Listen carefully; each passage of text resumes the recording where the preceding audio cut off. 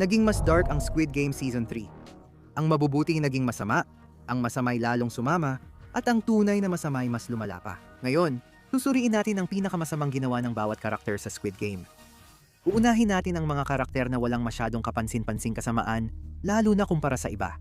Karaniwan, ito yung mga simpleng kahinaan ng tao. Magsisimula tayo sa tatlong halos inosenteng karakter. Kim Yong-mi, Kim Jun-hye, at Park Jung-silk. Pinakamalalang nagawa nila ay sumali sa Squid Game. At kahit doon, hindi talaga natin masasabi na may kasalanan sila, kundi napasok lang sila sa isang napakasamang sitwasyon dahil sa matinding pangangailangan. Ang pagkakapareho nila ay lahat sila ay may marangal na dahilan kung bakit sumali at hindi sila gumamit ng hindi kinakailangang karahasan o panlilin lang. Si Junhee ay gusto lang suportahan ang kanyang hindi pa isinisilang na anak. Kailangan ni Jung-silk ng pera para sa pagpapagamot ng kanyang batang anak na may cancer sa dugo. Kahit hindi natin masyadong kilala si Yong-mi, alam nating siya ang pinakatakot magpatuloy sa laro. Umabot siya sa pagmamakaawa sa iba na bumoto ng X. Samantala, ang tatlong ito ay laging bumoboto para tapusin ang laro. Ibig sabihin, kahit desperado sila, alam nilang sobrang sama ng larong ito para salihan ng kusa. Sumunod si Ali Abdul, alamat mula unang season, na ang pinakamasama lang ay hindi sinasadyang pananakit sa amo. Noong panahon na wala ang mga manlalaro sa Squid Game sa unang season, nakita natin na ang manager ni Ali ay isa sa maraming tao na umabuso sa kanyang kabaitan. Isipin nyo, itong kawawang negosyante ay sobrang abala, ay naglalaro lang ng solitaire sa computer. Kaya wala siyang oras bayaran ng kanyang mga manggagawang walang papeles. Pero hindi kayang baliwalain ni Ali ang sobre na pununo ng pera sa mesa ng kanyang boss. Kaya nauwi ito sa agawan nilang dalawa na naging dahilan para maipit ang kamay ng boss niya sa isang mapanganib na makinang bakal na tuluyang sumira sa kanyang kamay. Sa isang banda na siyang nakakatawang isipin, ay yun na lang din ang natitirang kamay ng boss ni Ali. Ang iwanan ng isang tao matapos ang ganoong klaseng pinsala ay kadalasang isang masamang gawain. Parang, paano na siya makakakilos ngayon? Pero kapag inisip mo na si Ali ay isang hindi dokumentadong manggagawa na nagsusumika para sa kanyang pamilya at literal na gusto lang naman niyang makuha ang perang nararapat sa kanya, mas maiintindihan mo kung bakit niya ginawa iyon. Malamang nawala na ang lahat sa lalaki kung naghintay siya ng tulong. Nawalan din si Ali ng daliri dahil sa panganib ng trabaho sa kanyang boss. Kaya masasabi nating karma ito. Ngayon tingnan natin ang mga karakter na gumawa ng mabibigat na pagkakamali, pero may sapat na dahilan. Kaya maiintindihan pa rin natin sila. Ang yumaong si Sami ang susunod, at ang pinakamasama niyang nagawa ay manipulahin sina Thanos at Namgyu. Sabi niya, nakipag-alyansa lang si Sami kina Thanos at Namgyu dahil madali silang mapasunod. Binanggit namin ito dahil nagpapakita ito ng pagka-manipulative ni Sami. Pero wala naman talaga siyang ginawang manipulasyon. Parang handa lang siyang gawin ito kung kailangan. Hindi magandang desisyon ang makipag-alyansa sa baliw at adik na SoundCloud rapper. Pero katulad ng iba, si Sami ay kumakapit lang sa pinakamalalakas na tao. Laging mahabagin at tapat si Sami, handang isugal buhay para manatili kay Minsu kaysa lokohin sa Mingle Challenge. Napakabait ng ginawa at tiyak na ito'y tatanggapin ng may pasasalamat at katapatan. Sunod, narito si Junho, paboritong undercover na detective, na ang pinakamasamang nagawa ay hindi ibunyag ang pagkakakilanlan ng frontman. Sa mga revelasyon sa dulo ng unang season ng Squid Game, pinakamasakit malaman na ang kapatid na hinahanap ni Junho sa loob ng Squid Game. Siya pala ang may kontrol buong panahon. Pinakamasamang katapusan ito kay Junho. Binaril siya sa dibdib ng malapitan at nahulog pa sa dagat. Matapos mailigtas at magising, tumulong si Junho kina Gi-hun at iba pa para hanapin ang isla ng mga laro. Ngunit tumanggi siyang isiwalat ang pagkakakilanlan ng frontman. Naiintindihan natin siya. Siyempre ayaw ng lalaki na mapatay ang sarili niyang kapatid. Kahit na pinatunayan niyang hindi siya magdadalawang isip na barilin mismo si Junho. Pero posible rin na kung nalaman ang pagkakakilanlan ng frontman, mas napalalim pa sana ang investigasyon sa ilang aspeto. May kasalanan siya sa pagtatago ng mahalagang impormasyon. Lalo na't sa huli sinabi na lang niya, "Ano ba tol?" Tapos umalis. Oo, alam kong marami rin ang nadismaya dahil bitin ang nangyari. Salamat sa patuloy na pagsama. Sunod si Ji Young, na pinakamasama ay pinatay ang ama niya. Tama, may una na tayong pagpatay na tatalakayin. Mahirap gawing positibo ito. Depende kung sino ang tatanungin mo. Pero huwag kang mag-alala, si Ji Young ay may sapat na dahilan para patayin ang sarili niyang ama. Nasaksihan niyang sinaksak ng kanyang ama ang kanyang sariling ina hanggang mamatay. At kung hindi pa sapat yon, nagdasal pa siya para humingi ng kapatawaran. Tingnan mo, maganda ang magdasal para humingi ng kapatawaran, kung seryoso ka talaga. Pero ang lalaking ito ay isang pastor na nang-abuso sa kanyang asawa at pinapalabas na inabuso rin ang sarili niyang anak na babae. Sa tingin ko, walang sino man ang maaaring sisihin si Ji Young, ang kanyang anak na dalagitang babae, sa paghihiganti para sa kanyang ina, sa pamamagitan ng pagpatay sa mapagkunwari at walang kwentang ama niya. Hindi ito kaso ng walang pusong pagpatay, ito ay kaso ng isang batang sugatan at may dinadalang trauma na sa wakas ay umabot na sa kanyang hangganan. Aaminin ko, medyo nagulat ako kung gaano kababa ang naging pwesto ni Han Minyo sa ating listahan. Pinakamasama niyang ginawa ang pagpatay kay Jok-soo. Akala ko mas marami pang kalokohan si Minyo buong season. Pero siguro pakiramdam lang talaga yon. Sa pangkalahatan, si Minyo ay bastos, makasarili, at materialista. Pero kung babalikan mo ang kanyang karakter, hindi naman talaga siya sinasadyang manakit ang kahit sino.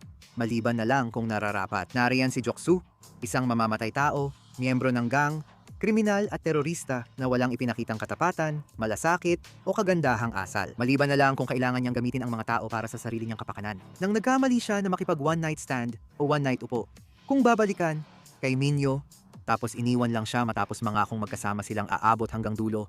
Tinupad ni Minyo ang pangako niyang papatayin siya kapag pinagtaksilan siya. Sa Glass Tapping Stones Challenge, inilantad niya ang duwag na si Joksu sa paghulog kasama siya sa ilalim ng tulay. Habang nagmamakaawa siya dahil si Joksu ay talagang walang hiya at isa ring mass murderer. Hindi pa kasama na kung naghintay pa siya ng mas matagal, baka 5 iba pa ang namatay.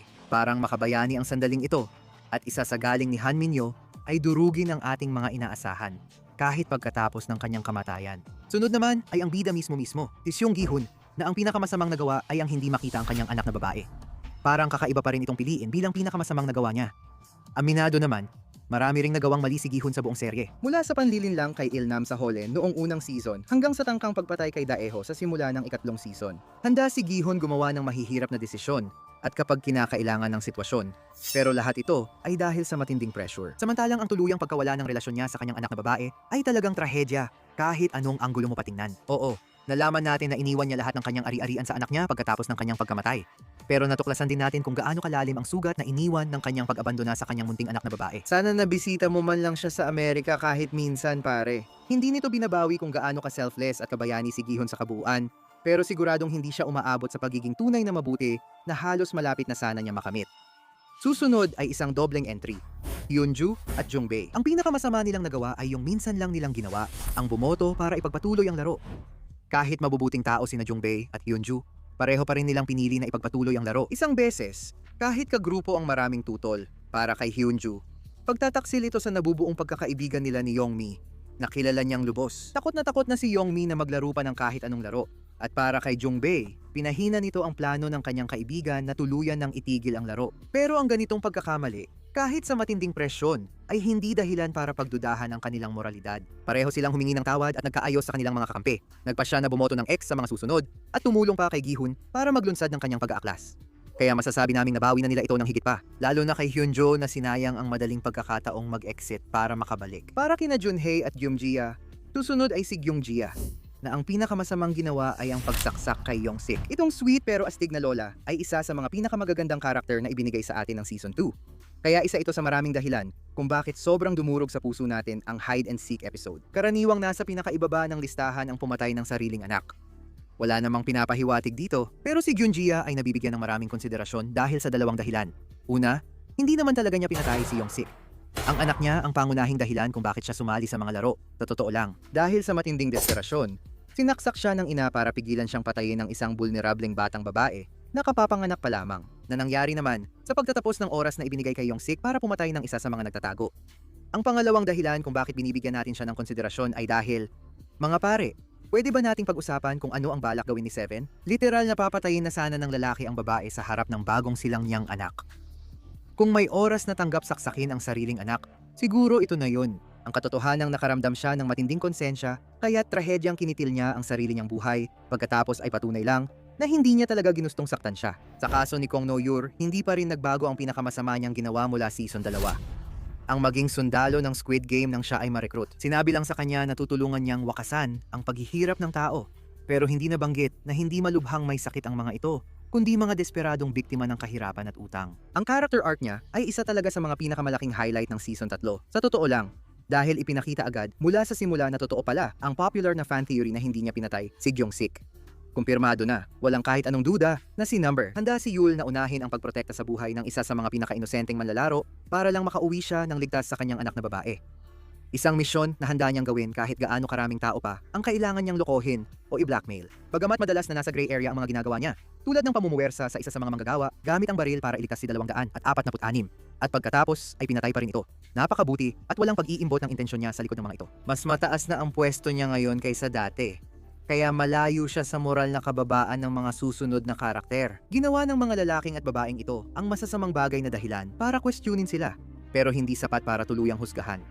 Kakilakilabot, ngunit mapapatawad pa ang mga ginawa nila. Ngayon pag-usapan natin ang isa sa mga paborito ng mga tagahanga mula sa unang season, si Sae-byok. Ang pinakamasama niyang nagawa ay ang magtrabaho para kay Jok-soo. Hindi talaga natin nalalaman ang eksaktong detalye ng relasyon ni Sae-byok kay Jok-soo.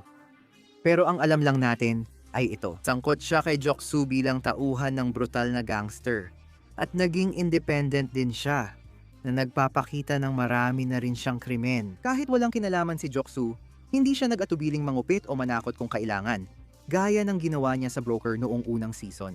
Sa palagay ko, si Sae-byok ang may pinakamaraming krimen sa lahat ng karakter sa listahan. Tulad ng ibang manlalaro, ang gusto lang niya ay mas mabuting at payapang buhay para sa sarili at pamilya. Lumaki siya sa digmaan sa Hilagang Korea, kaya nasanay sa kulturang puno ng karahasan at dugo. Kung ikukumpara, mas mainam pa ang buhay gang dahil gusto lang naman niyang mabuo ulit ang pamilya niya sa isang bubong. Marangal yun. At dapat natin siyang kilalanin dahil naging di makasarili at mahabagin siya sa iba buong unang season. Dahil sa dami ng krimen niya, dapat siyang ilagay sa mababang pwesto kahit nagbago pa siya. Ang sino mang nakatrabaho ni Jok-soo ay may paliwanag na dapat gawin. Sunod, ito ang malungkot na kwento ni Min-soo.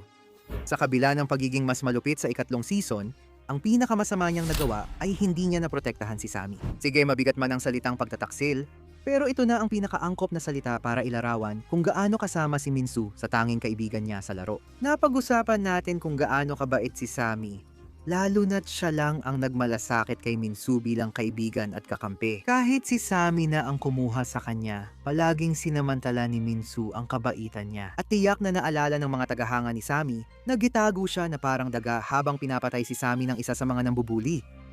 Kahit masama ang ginawa niya, dapat pa rin siyang bigyan ng puntos dahil sinubukan niyang iligtas ang kaibigan niya. Sa ikatlong season, anino na lang si Min-soo ng dati niyang sarili. Dahil sa guilt at lungkot kay Sammy, nalulong siya sa droga para makaiwas sa sakit. Dahil dito, nagkalakas loob siyang lokohin si Namgyu at isabotahe ang sarili sa jump rope challenge. Baka bigyan pa ni Sammy ng isa pang pagkakataon si Min-soo na maging magkaibigan sila sa kabilang buhay dahil taos-puso ang pagsisisi ni Min-soo na mahalaga lalo na sa ganitong sitwasyon. Si Byung-gi, ang doktor mula sa unang season, ay may pinaka-predictable na kasalanan, ang pagtulong sa operasyon ng pagnanakaw ng mga organo. Sa totoo lang, gets na namin. Hindi yung tungkol sa pagnanakaw ng organo.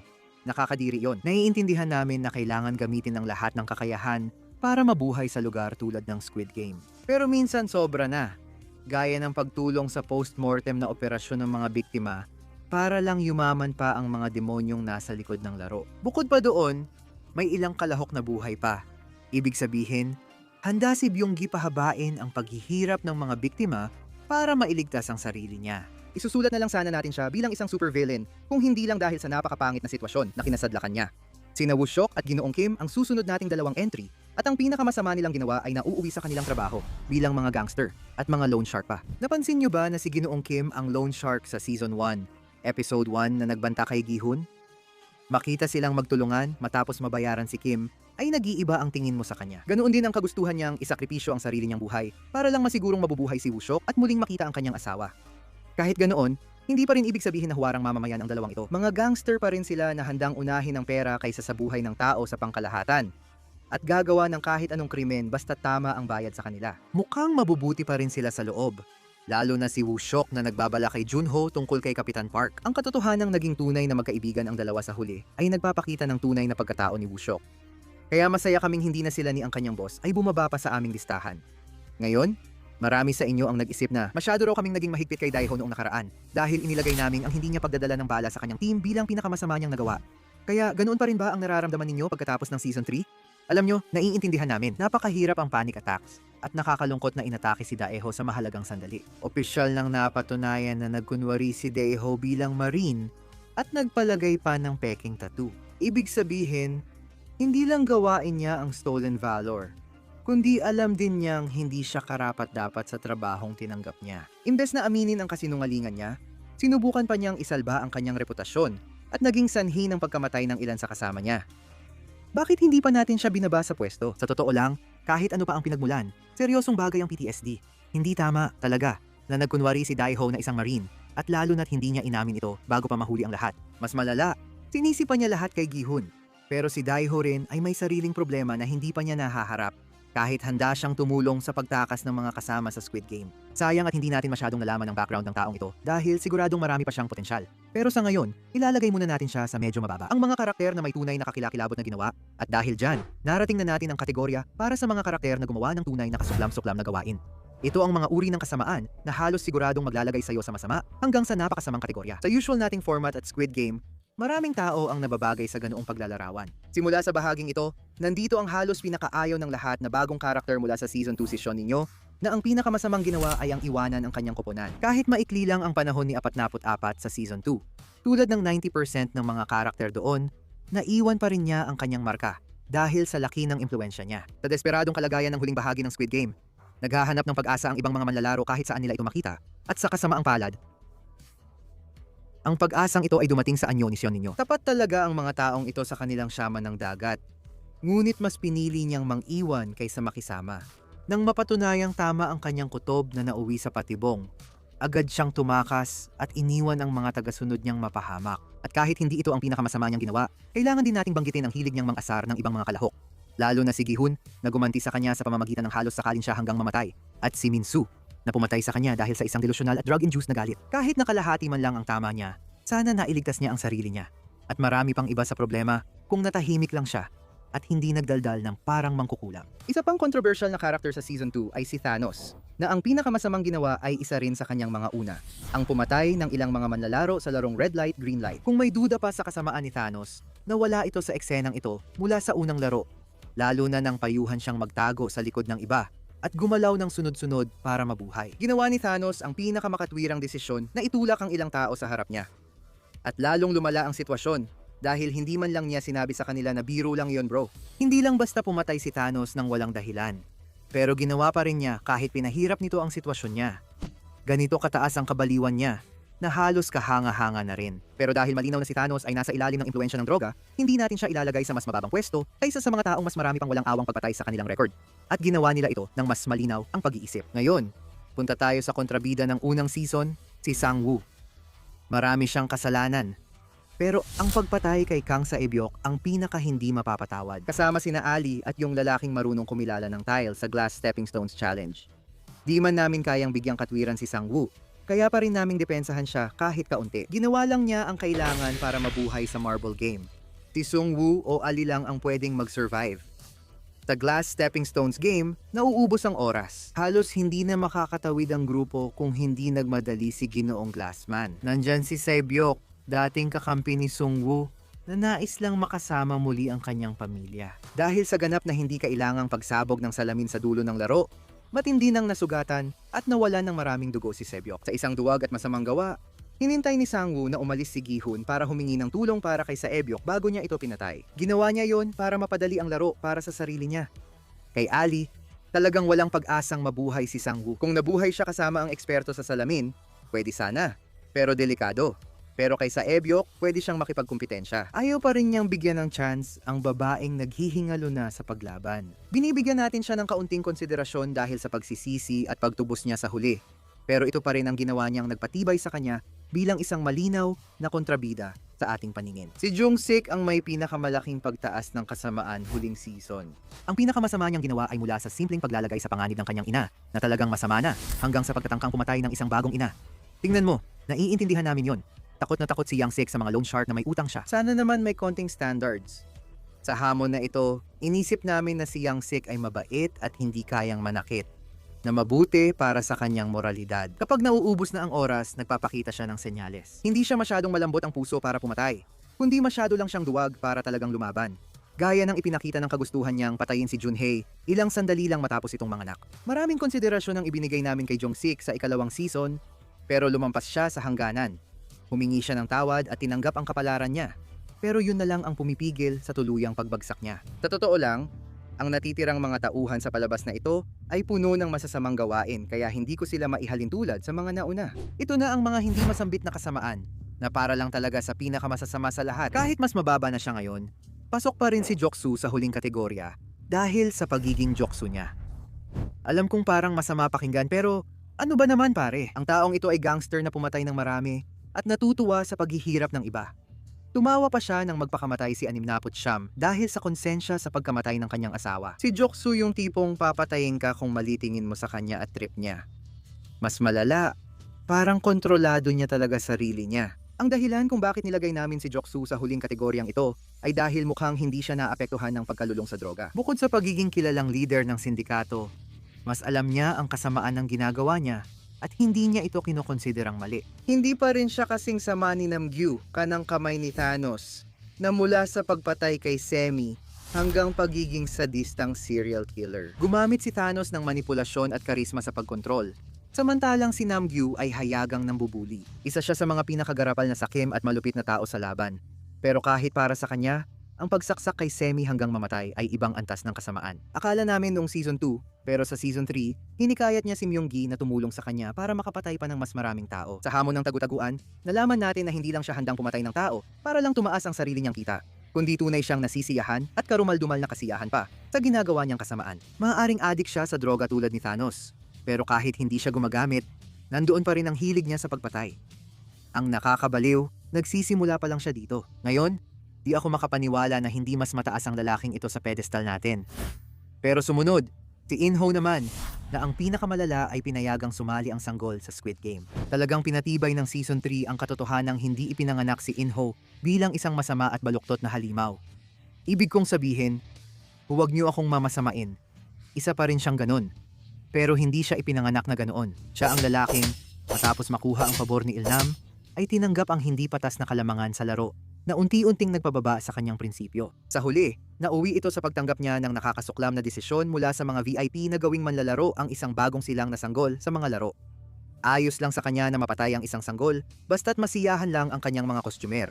Sabagay, sa huli, pinayagan naman niya ang bagong silang na sanggol na kunin ang nararapat niyang premyong pera at iniwan pa siya sa mapagkakatiwalaang kamay ng kanyang kapatid na detektive, kasama ang lahat ng kanyang napanalunang pera. Ipinapakita nitong may konting pagkatao pa rin ang frontman, pero hindi iyon sapat para bigyang katwiran ang paglalagay sa panganib ng inosenteng sanggol. Sunod, isa sa tauhan niya si Kapitan Park. Ina-upgrade natin ang kanyang krimen mula sa posibleng pagtulong sa frontman sa siguradong pagtulong bukod sa pagpatay ng tao. Pinaghinalaan namin ang traidor na mangingisda na kasabwat ng frontman. Halata naman ito, ngunit ang nagdala sa kanya sa mataas na pwesto ay ang malaking tiwala sa kanya. Si Park ay nagkaroon ng sapat na tiwala para maatasan na pigilan si Detective Junho na matagpuan ang isla kung saan ginaganap ang mga laro. Hindi lang niya ito ginawa, pinatay pa niya ang sarili niyang mga tauhan nang walang pag-aalinlangan. Ngunit nalaman din na isa siyang sundalo sa mga laro. Ibig sabihin ay nakapatay na siya ng maraming tao sa utos ni Inho, kaya naging isa siya sa pinakapinagkakatiwalaang kakampi nito. Ginawa niya lahat ito ng walang pagsisisi, kaya si Kapitan Park ay isa sa pinakakasuklam-suklam na karakter sa serye. Nasa top 5 na tayo ng kasamaan. Aminin ko, dahil sa kung gaano kasuklam-suklam ang bawat isa sa mga ito, napakahirap nilang ayusin sa pagkakasunod-sunod. Pero sa huli, kailangan nating ibigay kay Suitman ang pang-5 pwesto. Pinakamasama niyang ginawa ang pagre-recruit ng mahihinang tao patungo sa kamatayan. Sa wakas, nabunyag si Suitman sa simula ng ikalawang season. Mas baliw pa pala siya kaysa akala natin. Dati siyang nagtatrabaho bilang isa sa mga staff na may pink na hood sa Squid Game, na siyang pumapatay sa mga manlalarong kailangang alisin dahil natalo sila sa laro. Lahat ng ito ay umabot sa sukdulan nang makaharap niya ang sarili niyang ama. At kahit nakita niyang nagmamakaawa ang kanyang tatay para sa kanyang buhay, wala itong nabago. Sa katunayan, lalo pa nitong ginanahan si Suitman. Lalo siyang tumibay nang wala siyang maramdaman kahit nakita ang takot sa mata ng ama. Magpapatuloy siya sa pagpatay at pagre-recruit ng mahihina para sumali sa Squid Game at madagdagan ang mga papatayin. Walang matinding utang si Suitman kaya kakaiba siya sa ibang baluktot na staff ng Squid Game. Pero bakit hindi siya mataas sa listahan? Madali lang ang sagot. Alam natin na walang naitalang panganib sa bata sa record niya. Sunod-sunod ang pagpatay at pagsasamantala sa mahihirap. Pero wala naman siyang pinatay na sanggol na alam natin, 'di ba? Dati, itinampok natin si Manlalaro Isa o Ilnam bilang pinakamasamang karakter dahil sa pagtatag niya ng Squid Game. Hanggang ngayon, hindi pa rin nagbabago ang opinyon namin tungkol sa kasamaan ng ginawa niya. Yung mama, sinaktan niya ang mga mahina at desperadong tao na parang mga kabayong karera na pinupustahan ng mga mayayamang elitista. Pero sa Season 3, mas marami pa tayong nalaman tungkol sa impluensya niya na mas nagpapalala pa sa kanya. Pinakakapansin-pansin, si Ilnam ang nagbigay kay Inho ng hindi patas na bentahe bago ang huling hamon. Ito ang naging simula ng kanyang pagbagsak sa imoralidad at paglabas ng bagong frontman, na di kasing halimaw. Si Ilnam ay masama, pero baka naapektuhan ng brain tumor niya ang ugali niya. Siguro, Iyon lang ang kaya nating konsiderasyon. Pero mas marami pa ito kaysa sa natanggap ng top 3. Ang bronze medal ng kasamaan ay napunta sa mga VIP na sa tingin namin ang pinakamasasamang karakter. Pinakamasama nilang ginawa ang hikayatin ang frontman na isali ang sanggol sa laro. Ang pagtrato nila sa mga manlalaro bilang laruan para sa aliw at kita ay patunay kung gaano kasama ang mga taong ito. Pagkatapos, nag-ingay pa sila tungkol sa bagong silang na sanggol ni manlalaro 222 na isinali bilang manlalaro dahil daw interesante.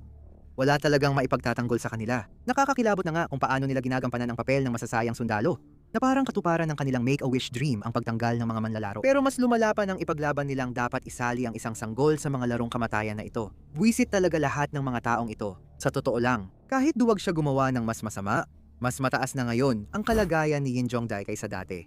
Dahil ang pinakamasama niyang nagawa ay ang tangkaing patayin ang sanggol. Si Zhongdai ay isang makapangyarihang tao, pero isa siyang makapangyarihang tao.